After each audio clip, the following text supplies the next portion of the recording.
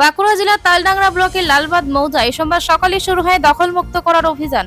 দীর্ঘ প্রায় 5 বছর ধরে বন দপ্তরের জমি অবৈধভাবে দখল করে বাড়ি তৈরি করা হয়েছিল।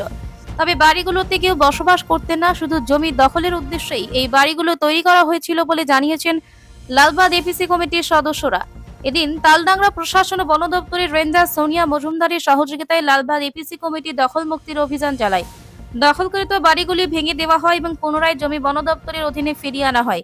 রেঞ্জার সোনিয়া মজুমদার জানান, এই জমি বন দপ্তরের সম্পত্তি অবৈধ দখলমুক্ত করার পর আমরা এখানে গাছ লাগাবো। আগামী দিনে যাতে আর কেউ বেআইনিভাবে দখল করতে না পারে সেজন্য কড়া নজরদারি রাখা হবে।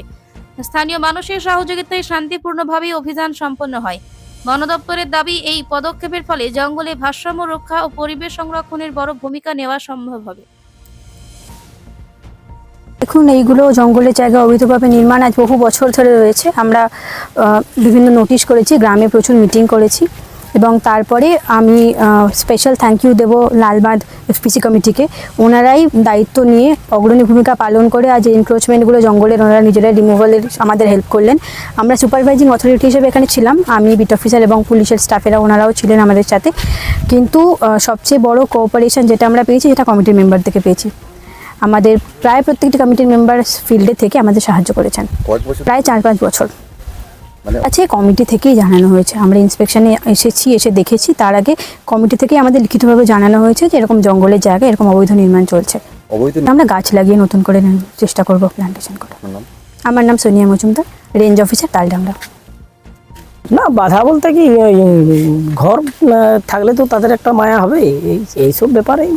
এই বাড়িগুলোতে কি বসবাস করা হচ্ছে না? এমনি না, বসবাস করে না, এই ফিল্ডে জায়গা ঘিরার জন্য এগুলো করেছে।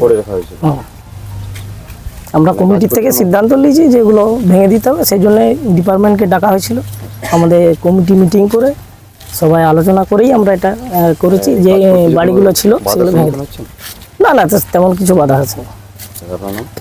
রশিদ আলী ভুইয়া, লালবাদ মুখ্য। পিস নিউজ বাংলা, সত্যের পক্ষে, শান্তির পথে।